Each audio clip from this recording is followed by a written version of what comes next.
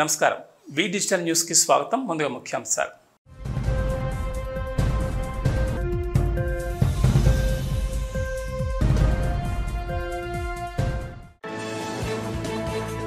ఘనంగా సింహాచలం శ్రీ వరాహలక్ష్మి నరసింహస్వామివారి నిత్య కళ్యాణం. భారీగా హాజరైన భక్తజనం.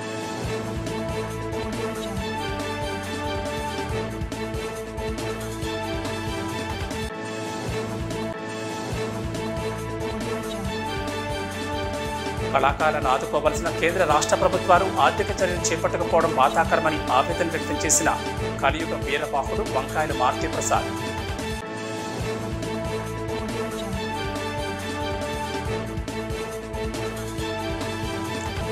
మహావృక్షాలను కాపాడడం మనందరి బాధ్యత అని స్పష్టం చేసిన గ్రీన్ క్లైమేట్ వ్యవస్థాపక కార్యదర్శి జేవి రత్నం.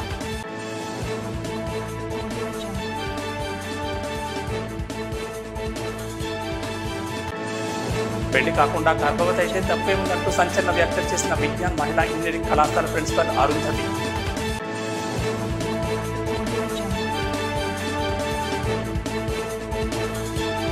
శ్రీ వరాహలక్ష్మి నరసింహస్వామి వారి దేవస్థానంలో శ్రీ వరాహలక్ష్మి నరసింహస్వామి నిత్య కళ్యాణం నేత్రపరంగా సాగింది. ఆర్జిత సేవల్లో భాగంగా ఉత్సవమూర్తి గోవిందరాజస్వామిని ఉభయ దేవరులతో మండపాన్ని అధిష్టింపజేశారు. పాల్గొన్న భక్తుల గోత్రనామాలతో సంకల్పం చెప్పి పాంచారాత్ర గమశాస్త్రం విధానంలో విశ్వక్షేణారాధన పుణ్యవచనాలతో కార్యక్రమాన్ని శ్రీకారం చుట్టారు. కంకణధారణ, నూతన యజ్ఞోపవీత సమర్పణ, జీలకర్ర బెల్లం, బాంకల్యధారణ, తలంబ్రాల ప్రక్రియలను కమనీయంగా జరిపించారు. మంత్రపుష్పం, మంగళశాసనాల తర్వాత భక్తులకు వేదాశీర్వచనాలు, శేషవస్త్రాలు, స్వామివారి ప్రసాదాలను అందజేశారు.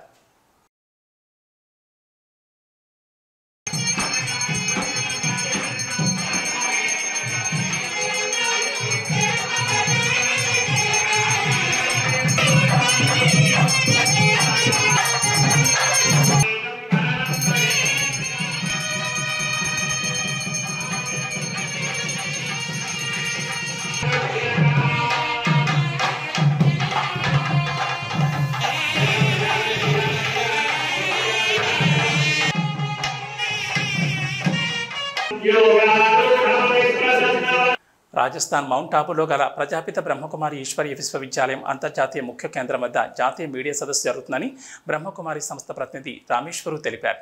ఆమె విజయ ప్రెస్ క్లబ్లో జరిగిన మీడియా సమావేశంలో మాట్లాడారు. ఈ ఏడాది సెప్టెంబర్ నెల 26వ తేదీ నుంచి 30వ తేదీ వరకు జరగబోయే జాతీయ మీడియా సదస్సుకు విశాఖ జర్నలిస్టులు రిజిస్ట్రేషన్ చేసుకోవాల్సిందిగా ఆమె కోరారు. దేశం నలుమూల నుంచి అధిక సంఖ్యలో జర్నలిస్టులు పాల్గొంటారన్నారు. ఆరోగ్యం, ఆధ్యాత్మికత, పాట అవగాహన కల్పిస్తారని విశాఖలో గల print, electronic, web channels media ప్రతినిధులను ఆహ్వానిస్తున్నామని అన్నారు. మానసిక, శారీరక దృఢత్వం కోసం సూచనలు, సలహాలు ఇస్తారన్నారు. ఈ సదస్సులో రాజయోగ ధ్యానం తదితర సెషన్లు జరుగుతాయన్నారు. దేశంలో మధుమేహం కారణంగా కిడ్నీ తదితర వ్యాధులు ప్రబలుతున్నాయని ఆందోళన వ్యక్తం చేశారు. ప్రజలు అవయవ దానం కోసం ముందుకు రావాలని కోరారు. దానం చేసే వ్యక్తి కుటుంబానికి ప్రభుత్వం 10,000 ఆర్థిక సహాయం చేస్తుందన్నారు. బ్రహ్మకుమారి సంస్థ సభ్యులు కూడా అవయవ దానం చేశారని గుర్తు చేశారు. ఆధ్యాత్మిక భావాలుండే వారందరూ అవయవ దానం కోసం ముందుకు రావాలని కోరారు. ఈ కార్యక్రమంలో బ్రహ్మకుమారి సంస్థ సభ్యులు సిద్ధు, మురళీకృష్ణ, సునీత, నారాయణ, అనురాధ తదితరులు పాల్గొన్నారు. కళాకారులను ఆదుకోవాల్సిన కేంద్ర రాష్ట్ర ప్రభుత్వాలు ఆ దిశగా చర్యలు చేపట్టకపోవడం బాధాకరమని కలియుగ వీరబాహుడు నంది అవార్డు గ్రహీత వంకాయల మారుతి ప్రసాద్ అన్నారు. విశాఖ ఉషారాణి కల్చరల్ అసోసియేషన్ 20వ కార్యక్రమం మద్దెలపాలెం కళాభారతి ఆడిటోరియంలో అత్యంత అద్భుతంగా జరిగింది. కార్యక్రమంలో భాగంగా రామాంజనేయ యుద్ధ సీను, సత్యహరిచంద్రుడు, అమ్మకం సీను, కాటి సీను ప్రదర్శనలు ఆద్యంతం అలరించాయి. శ్రీరాముడిగా కందుల గుణీశ్వరరావు, ఆంజనేయుడిగా ఏలూరు పైటరాజు, హరిచంద్రుడిగా టి నరసింహాయుడు, నక్షత్రగా టి శ్రీనివాసరావు, వీరబాహుడుగా వంకాయల మారుతి ప్రసాద్ అద్భుతమైన నటనను ప్రదర్శించారు. ఈ మహా అద్భుత ఘట్టాలు ఆహుతులను ఆకట్టుకున్నాయి. అనంతరం వంకాయల మారుతి ప్రసాద్ మీడియాతో మాట్లాడుతూ నేషనల్ బాక్సర్ కీర్తిశేషులు వంకాయల ఉషారాణి పేరు మీదుగా 2018 నుంచి అసోసియేషన్ ద్వారా నిర్వహిస్తున్న అనేక కార్యక్రమాలు కరోనా కారణంగా ఇప్పటి వరకు నిలిపివేశామని చెప్పారు. తిరిగి 20వ నెలవారీ కార్యక్రమంగా ఎందరో కళాభిమానుల మధ్య విజయవంతంగా ప్రదర్శించడం ఎంతో సంతోషంగా ఉందన్నారు. ప్రస్తుత పరిస్థితుల్లో కళాకారుల జీవనోపాధి అధ్వాన్న పరిస్థితిలో ఉందని ఆవేదన వ్యక్తం చేశారు. నూతనంగా ఏర్పాటైన టీడీపీ ప్రభుత్వం అనేక మందికి 4,000 పెన్షన్ చేసి కళాకారులకు యథావిధిగా 3,000 రూపాయల పెన్షన్ మాత్రమే ఇవ్వడం బాధాకరమన్నారు. కళాకారులకు కూడా 4,000 పెన్షన్ ఇవ్వడంతో పాటు ఆదుకునే దిశగా చర్యలు చేపట్టాలని ప్రభుత్వాన్ని కోరారు. ఈ కార్యక్రమంలో ప్రముఖ చలనచిత్ర నటులు, దర్శకులు, నిర్మాత Ayinavolu Prasanna Kumar, writers academy chairman VV Ramanamurthy, Vijay నిర్మాణ కంపెనీ అధినేత సూరప్పనేని విజయ్ కుమార్, పైడా కళాశాల అధినేత పైడా కృష్ణప్రసాద్, మాజీ డిప్యూటీ మేయర్ ఏపీ అధ్యక్షులు దాడి సత్యనారాయణ, శ్రీ మాతా కళాపీఠం అధ్యక్షులు పల్లి నాగభూషణం, పలువురు కళాభిమానులు తదితరులు పాల్గొన్నారు. కళా కార్యక్రమాలు రాష్ట్ర కేంద్ర ప్రభుత్వాలు చేయవలసినటువంటి పరిస్థితి. అయినప్పటికీ కూడా ఇటువంటి దృష్టి సారించకపోవడంతో Visakha Usharani cultural welfare association అని చెప్పేసి 2018లో స్థాపించున్నామండి. మరి ఆ రోజు నుంచి ఈ రోజు వరకు కూడా నెలవారీ కార్యక్రమంలో భాగంగా ఈరోజు 20వ నెల వారి కార్యక్రమం విశాఖపట్నం నడిబొడ్డున ఉన్నటువంటి మద్దిలపాలెం ఏసీ ఆడిటోరియంలో మరి ఈరోజు మహా అద్భుతమైనటువంటి ఘట్టాలండి. శ్రీ రామాంజనేయ యుద్ధం ఘట్టంలో మరి ప్రముఖ ప్రసిద్ధిగాంచినటువంటి కళాకారుడు కందుల గుణేశ్వరరావు గారు, అలాగే ఆంజనేయుడిగా మరి ఏలూరు పైడిరాజు గారు అద్భుతమైనటువంటి నటనని ప్రదర్శిస్తూ తదనంతరము సత్య హరిచంద్రలో హరిచంద్ర అమ్మకం సీన్ ఒక ఘట్టాన్ని కూడా మేము సన్యాసం చూపించున్నాము. అందులో భాగంగా జై జవాన్ జై కిసాన్ అనే కొన్ని ఉద్దేశంతో మరి ఆర్మీలో రిటైర్ అయ్యి జేవై డిఫెన్స్ అకాడమీ మరి వ్యవస్థాపకుడైనటువంటి జగన్ గారికి ఆ రకంగా అంజనప్ప గారు అని చెప్పేసి మరి యూట్యూబ్లో అనేక కార్యక్రమాలు పొందుపరుస్తూ ప్రముఖ విద్యావేత్త అంజనప్ప గారికి సన్మానం చేయదలుచుకున్నాము. మరి నిరంతరం కూడా ఈ కళాకారులకు చేయూతనిచ్చే విధంగా మేము పాటుపడతాము ఈ సంస్థ తరపున చెప్పేసి తెలియపరచుకుంటున్నామండి. మా దౌర్భాగ్యం ఏంటో తెలియదు కానీ రాష్ట్ర ప్రభుత్వం అందరికీ పెన్షన్స్ వృద్ధాప్యులకి 4,000 రూపాయలు చేసింది, వికలాంగులకి 6,000 రూపాయలు చేసింది. అడగకుంటే ఎంతోమంది మరి మహిళలకు చేయూతనిస్తానని చెప్పేసి మన కొత్తగా ప్రమాణం చేసినటువంటి ప్రభుత్వం కూటమి ప్రభుత్వం ప్రకటించింది. మరి కళాకారులు ఏం పాపం చేస్తున్నారో తెలియదు కానీ మరి ఆ 3,000 రూపాయల పెన్షన్కే పరిమితం చేస్తున్నారు. ఎప్పుడో 2015లో పెన్షన్లు పెట్టి ఈ రోజు వరకు కూడా ఎవరు చచ్చిపోయారో, ఎవరు బతుకున్నారో, ఎవరు అర్హులో, ఎవరు అనర్హులు కూడా పట్టించుకోలేని పరిస్థితి ఈరోజు కళాకారుల పట్ల ఉంది. మరి ఇలాంటి కళాకారులు ఎంతోమంది మరి జీవనోపాధి పోయినప్పటికీ కూడా ప్రభుత్వం దున్నపోతు మీద వాన కురిచే పరిస్థితి అయితే లేదు. మరి దీని మీద మీ మీడియా ద్వారా మా గలం ఇప్పి మరి పెన్షన్స్ పెంచే విధంగా ప్రతి ఒక్క కళాకారుడికి, మహిళా కళాకారులకి ఇస్తారని కోరుకుంటున్నాం. Thank you. రామాంజనేయ యుద్ధం హరిశ్చంద్ర మరి వేరే అమ్మకం సేను, అలాగే కాట్సీన్లో ఎంఎస్ నాయుడు గారు, గౌరీశ్వరి గారు కూడా మన ముందుకు వస్తున్నారు. మరి అద్భుతంగా జన సంబంధం అయితే మటుకు చాలా ఎక్కువ మంది వచ్చారు. మేము అనుకున్నంతకంటే ఎక్కువ జనాభా వచ్చారని చెప్పి Visakha Usharani cultural welfare association తరపు నుంచి మా సొంత డబ్బులతో మా నిధులతో మేము పనిచేస్తున్నాం సార్. Thank you. మహావృక్షాలను కాపాడడం మన బాధ్యత అని గ్రీన్ క్లైమేట్ టీఎన్జీఓ వ్యవస్థాపక కార్యదర్శి జేవీ రత్నం కోరారు. రైల్వే స్టేషన్ చేరువలోని విశ్రాంతి గృహం వద్ద 1887లో బొంబాయి నాగపూర్ రైల్వే లైన్ నిర్మాణ సమయంలో కార్మికులకు నీడ కోసం నాటిన మొక్కల్లో ఒకదానికి వృక్షాబంధన్ కార్యక్రమం నిర్వహించిన అనంతరం ఆయన మాట్లాడారు. బిష్ణోయ్ తెగ వల్లే చెట్లను కాపాడుకోవాలన్నారు. చిప్కో ఉద్యమం వల్లే వృక్షాలు కాపాడుకునే ఉద్యమం ముందుకు సాగాలని కోరారు. పిప్లాంత్రిలో వలె ఆడబిడ్డ పుడితే మొక్కలు నాటి పెంచాలి, అంతేకాదు మగబిడ్డ పుట్టిన ప్రతి ఒక్కరూ తమ పుట్టినరోజు సందర్భంగా మొక్కలు నాటి పెంచి పర్యావరణ పరిరక్షణ కోసం కృషి చేయాలని కోరారు. ఈ కార్యక్రమంలో వనమాలి గార్డనర్స్, సమతా డిగ్రీ కళాశాల విద్యార్థులు, విఎస్ కృష్ణ డిగ్రీ కళాశాల, హరిత కృష్ణ ఎకోకుల ప్రతినిధులు, ఫోలక్స్ సంస్థ విద్యార్థులు పాల్గొనడం ఆనందదాయకమన్నారు. ఈ కార్యక్రమంలో విద్యార్థులు, వనమాలి గార్డనర్స్, ప్రకృతి ఆధారిత వ్యవసాయదారుల సంఘం అధ్యక్షుడు దాట్ల సుబ్రహ్మణ్య వర్మకు, గ్రీన్ క్లైమేట్ టీమ్ ఎన్జీఓ వ్యవస్థాపక కార్యదర్శి జేవీ రత్నంకు విత్తనాలతో చేసిన రాఖీలు కట్టి అభినందనలు తెలిపారు.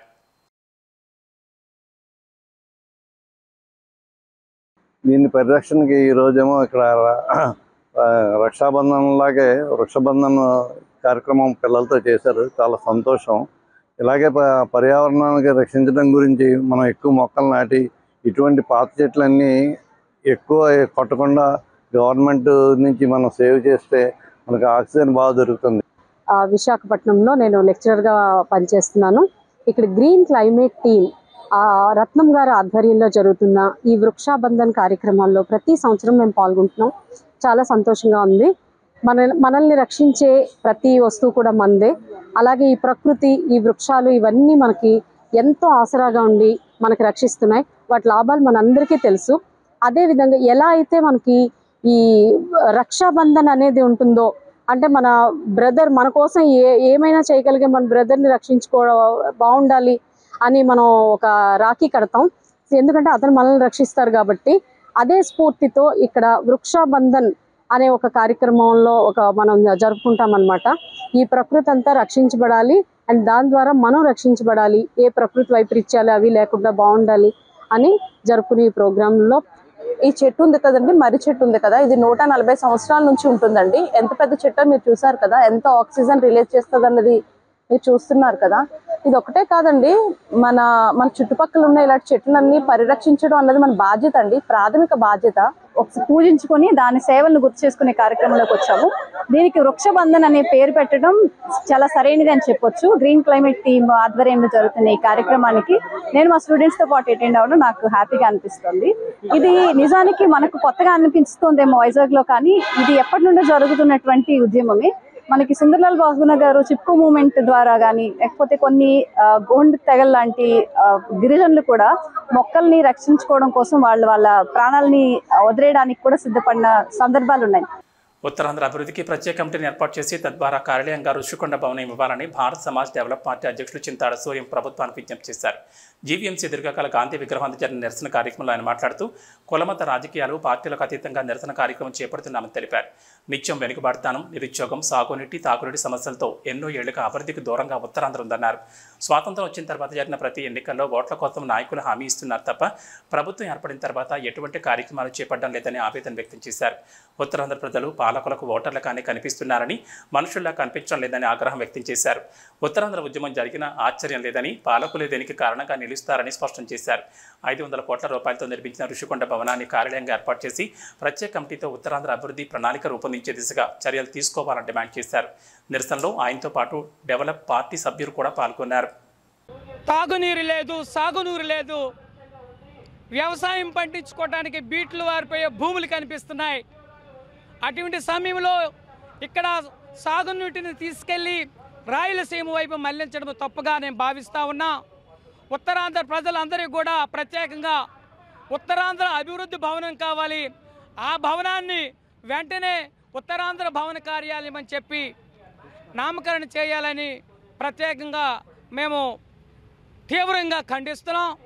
ఇక్కడ విశాఖ నగరంలో ఉన్నటువంటి రుషికొండ ప్రాంతంలో కట్టినటువంటి 600 కోట్ల విలువైనటువంటి భవనాన్ని వృధా చేయకుండా ఉత్తరాంధ్ర అభివృద్ధి భవనంగా మీరు నామకరణం చేసి వెంటనే అక్కడ ఒక కమిటీని కూడా ఏర్పాటు చేసి అక్కడ అధికార ఆఫీసులను ఓపెన్ చేసి ఉత్తరాంధ్ర ప్రజలందరికీ కూడా తాగు, సాగు అనేటువంటి నీటి ద్వారా అనేకమైనటువంటి కార్యక్రమాలు అలాగే అనేకమైనటువంటి పనులని కల్పించవలసిందిగా మనస్ఫూర్తిగా మేము విజ్ఞప్తి చేస్తూ తీవ్రంగా ఖండిస్తున్నాం. Thank you.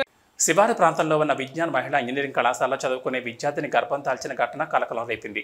విజయనగరం ప్రాంతానికి చెందిన యువతి గర్భం దాల్చి తీవ్ర కడుపు నొప్పితో ఇబ్బంది పడుతుంటే ఆసుపత్రికి తోటి విద్యార్థులు కుటుంబ సభ్యులు సహాయంతో తరలించారని, అయితే అప్పటికే శిశువు కడుపులో మరణించడంతో వైద్యం చేయించి ఆ యువతిని ఇంటికి తీసుకువెళ్లిపోయారని, పెళ్లి కాకుండా గర్భం దాలిస్తే తప్పేంటంటూ ఎదురు ప్రశ్నించడం చూస్తూ ఉంటే కళాశాలలో విద్యార్థులు నేర్పాల్సిన ప్రిన్సిపల్ మాట్లాడే తీరును ఆక్షేపణీయంగా ఉందని పలువురు తల్లిదండ్రులు ఆవేదన వ్యక్తం చేస్తున్నారు. విద్యాబుద్ధులు నేర్పాల్సిన ప్రిన్సిపల్ ఇలాంటి అవహేళన మాటలను చూస్తూ ఉంటే రానున్న రోజుల్లో పిల్లలను ఆ కాలేజీలో చేర్పించాలంటేనే భయపడే స్థితికి పిల్లల తల్లిదండ్రులు ఉన్నట్లుగా తెలుస్తోంది.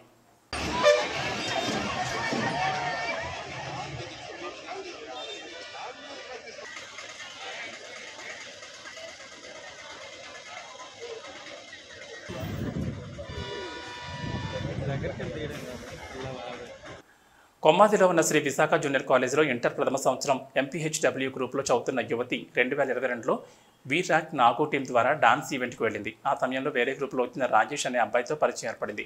అదే సమయంలో తనను ప్రేమిస్తున్నానని ఆ యువతికి తెలిపాడు. అమ్మాయి కూడా ఒప్పుకుంది. అప్పటి నుంచి ఇద్దరు కూడా ఫోన్లో మాట్లాడుకోవడం జరుగుతోంది.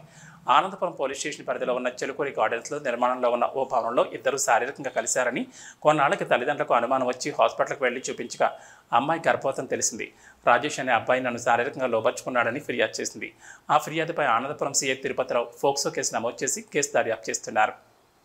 విశాఖ జిల్లా గాజువాకలో నూతనంగా ఏర్పాటు చేసిన మలబార్ గోల్డ్ అండ్ డైమండ్ షోరూంను టీడీపీ రాష్ట్ర అధ్యక్షుడు ఎమ్మెల్యే పల్లా శ్రీనివాసరావు ప్రారంభించారు. సుమారు 4800 చదరపు అడుగుల విస్తీర్ణంలో అత్యద్భుతంగా షోరూంను తీర్చిదిద్దారు. విశాఖ నగరానికి గుండెకాయ లాంటి గాజువాక పారిశ్రామిక ప్రాంతం వ్యాపార వాణిజ్య సంస్థల హబ్గా మారిందన్నారు. దీనివల్ల నిరుద్యోగ యువతకు ఉపాధి అవకాశాలు ఎక్కువగా లభిస్తున్నాయని చెప్పారు. ఇటువంటి పెద్ద సంస్థలకు ప్రభుత్వం ఎప్పుడూ తోడ్పాటు అందిస్తూనే ఉంటుందని చెప్పారు. Malabar group chairman MP Ahmed తమ సంస్థ కార్యకలాపాలను వివరించారు. హస్తకళా ప్రావీణ్యంతో మరియు అత్యుత్తమ డిజైన్తో ప్రత్యేకంగా తయారు చేసిన తమ బ్రాండ్ల యొక్క విభిన్న ఆభరణాల ఎంపికలను ఈ షోరూం ప్రదర్శిస్తుందన్నారు. షోరూంలో Mine diamond jewellery, Era uncut diamond jewellery, Divine heritage jewellery, Ethnix handcrafted jewellery, Precia, Gemoni jewellery, Era's polki jewellery వంటి మలబార్ ప్రత్యేక బ్రాండ్లతో పాటు వివిధ సందర్భాలు మరియు వేడుకలకు సరిపోయే బంగారం, వజ్రాలు, పోల్కి, విలువైన రత్నాలు, వెండి, ప్లాటినం ఆభరణాల యొక్క విస్తృత శ్రేణి సేకరణలు ఈ మలబార్ షోరూంలో లభిస్తాయన్నారు. కార్పొరేటర్ పల్లా శ్రీనివాస్, మాజీ కార్పొరేటర్ మహమ్మద్ రఫీ తదితరులు పాల్గొన్నారు. ఈరోజు గాజువాకలో Malabar gold and diamonds showroom ప్రారంభోత్సవానికి మీరు రావడం జరిగింది. మరి దానిలో కంట్రీ హెడ్ అయినటువంటి సిరాజ్ గారు కూడా పాల్గొన్నారు. ఈరోజు చాలా సంతోషం. గాజువాకలో ఒక ప్రపంచంలో పేరుగాంచినటువంటి షోరూమ్ ఇక్కడ ప్రారంభించడం చాలా గర్వకారణంగా ఉంది. మేము వారికి తెలియజేసింది ఒకటే, ఖచ్చితంగా మేము ఎవరైతే ఇక్కడ షాపింగ్ మాల్ కట్టడానికి వచ్చిన వాళ్ళు కానీ, షాపింగ్ మాల్ పెడతామని వచ్చిన వాళ్ళు కానీ, కంపెనీస్ పెడతామని వచ్చిన వాళ్ళు కానీ ఎంప్లాయ్మెంట్ని దృష్టిలో పెట్టుకొని వారికి మేము ప్రోత్సహిస్తామని కూడా ఈ సందర్భంగా తెలియజేశాం. అలాగే ఈరోజు చెప్పాలంటే మలబార్ గోల్డ్ ఈ రాష్ట్రంలో 17వ షోరూమ్.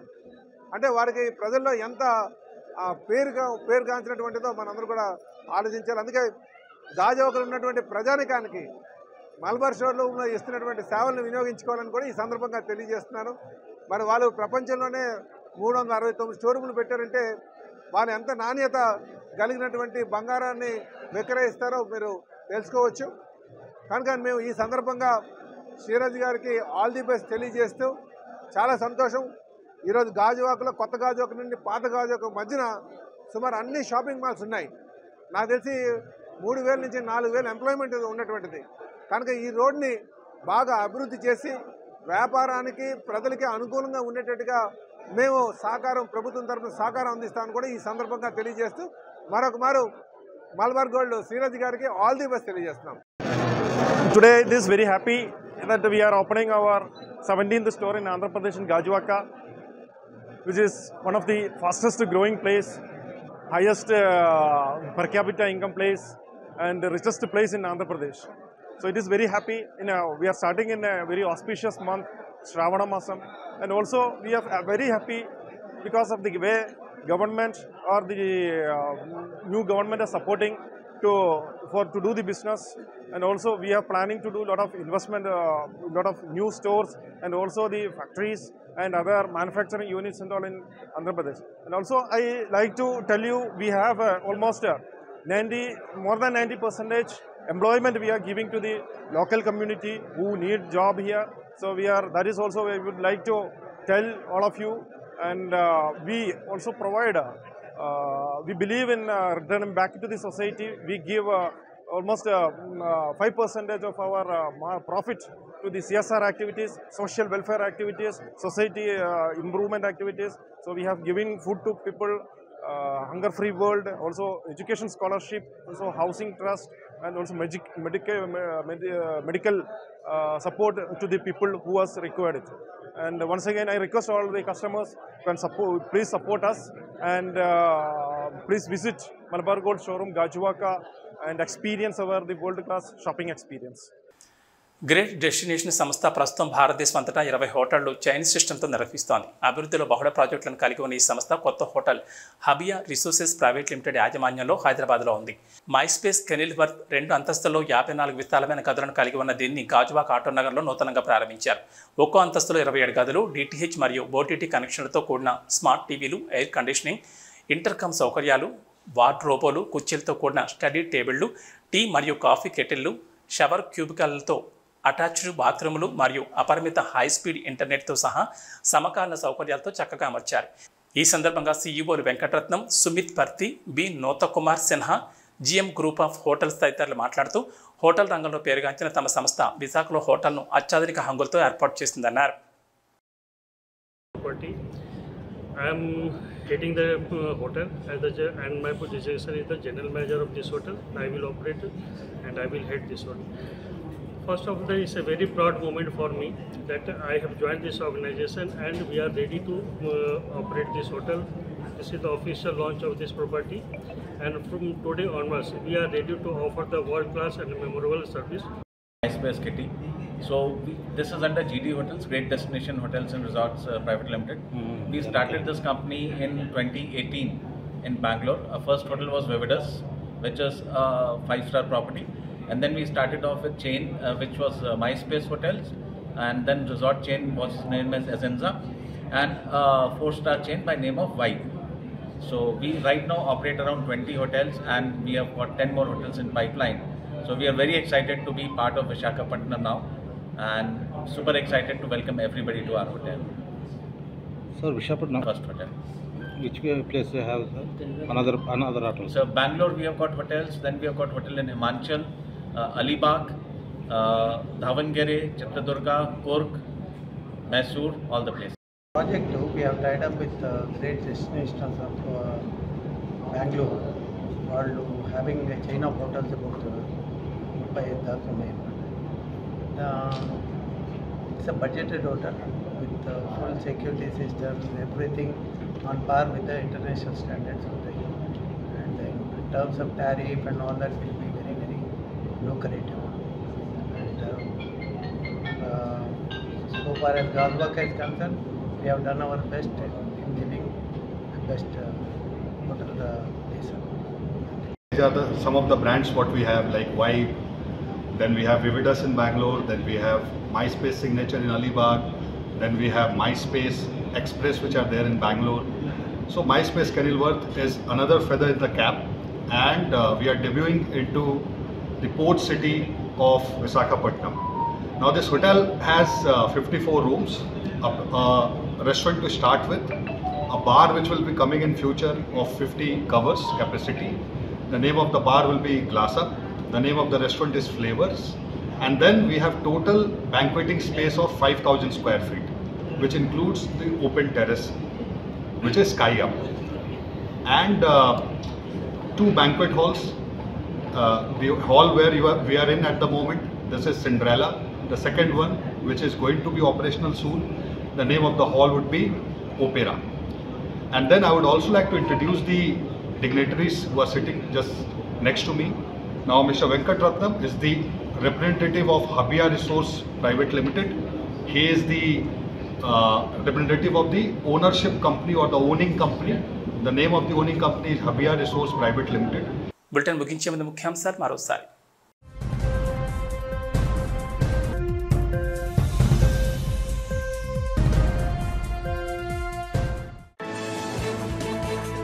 ఘనంగా సింహాచలం శ్రీ వరాహలక్ష్మి నరసింహస్వామి వారి నిత్య కళ్యాణం, భారీగా హాజరైన భక్తజనం.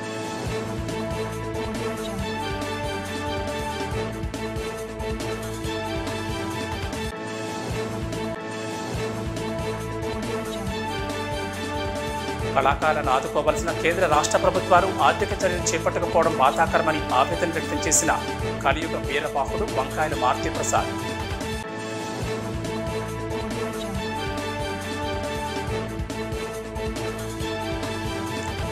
మహావృక్షాలను కాపాడడం మనందరి బాధ్యత అని స్పష్టం చేసిన గ్రీన్ క్లైమేట్ వ్యవస్థాపక కార్యదర్శి జేవి రత్నం.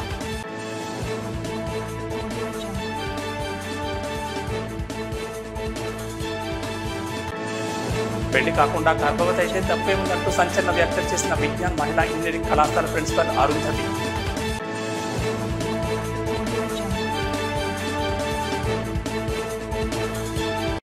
ఏబీ బులెటిన్ విశేషాలు. నమస్కారం.